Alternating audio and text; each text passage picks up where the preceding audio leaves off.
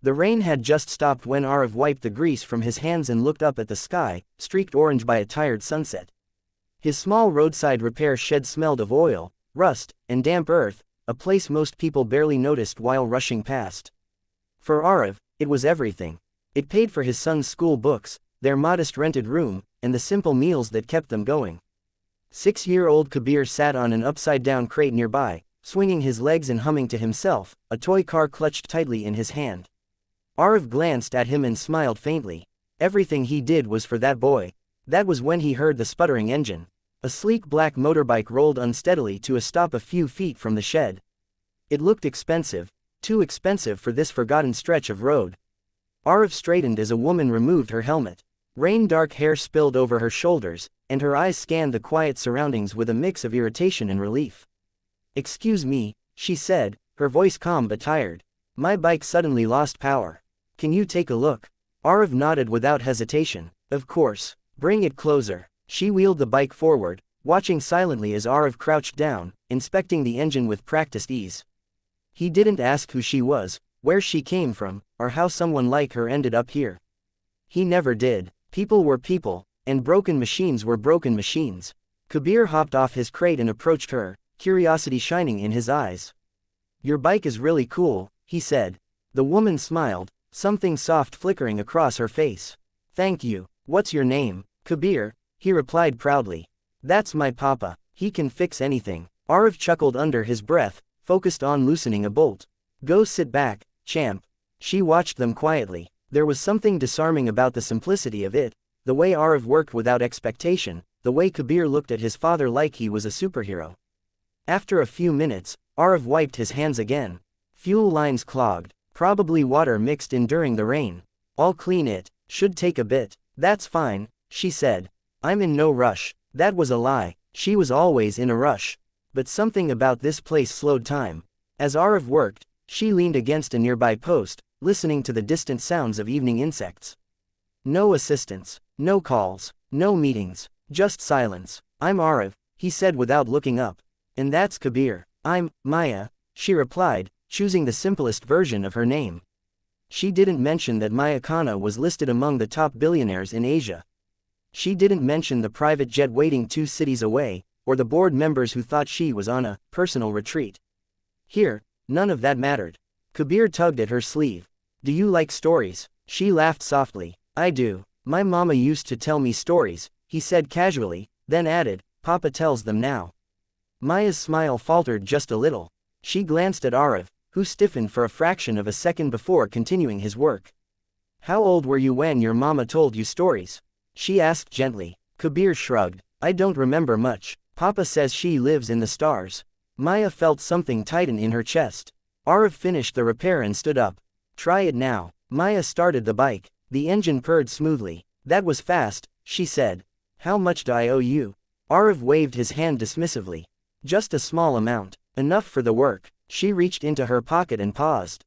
For the first time in years, she didn't want to solve something with money. She handed him the amount he asked for, even though it was laughably small. "Thank you," she said. "Really?" She put her helmet back on, hesitated, then removed it again. "I might pass this way again. If that's okay." Arav nodded politely. "Anytime." As she rode away, Kabir waved enthusiastically until she disappeared down the road. That night, Maya lay awake in a luxury hotel room that suddenly felt too large, too quiet. Her mind kept returning to the sound of a child's laughter and a man's grease-stained hands working without complaint. She had spent years surrounded by people who wanted something from her. For the first time, someone had helped her without knowing who she was. 2 days later, she returned. This time, she didn't bring the bike. She walked. Arav looked up, surprised. "Everything okay?" "Yes," she said quickly. "I just wanted to say hello." Kabir beamed. "You came back." She laughed. "I did." She stayed longer this time.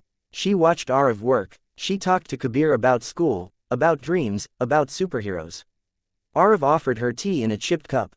She accepted like it was the finest thing she'd been given in years.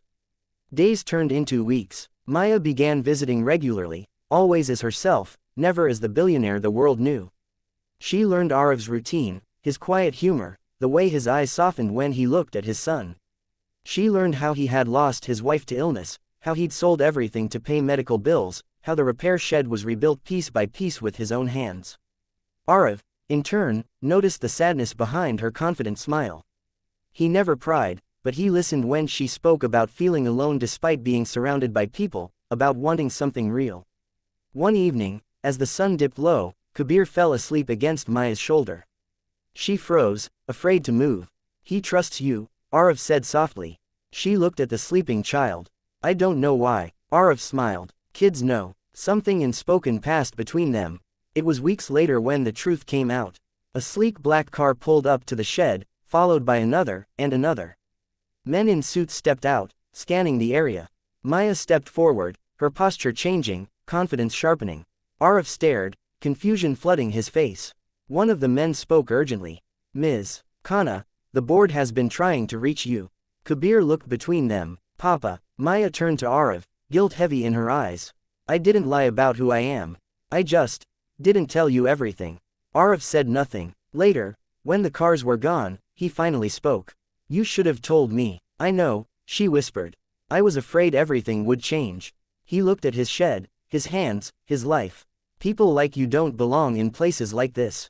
She shook her head. "That's where you're wrong. This is the only place I've felt like I belong." Days passed without her visits. Arav tried to focus on work, on Kabir, but something was missing. Then, one evening, she returned alone. "I don't expect forgiveness," she said. "But I couldn't leave without telling you this was real for me."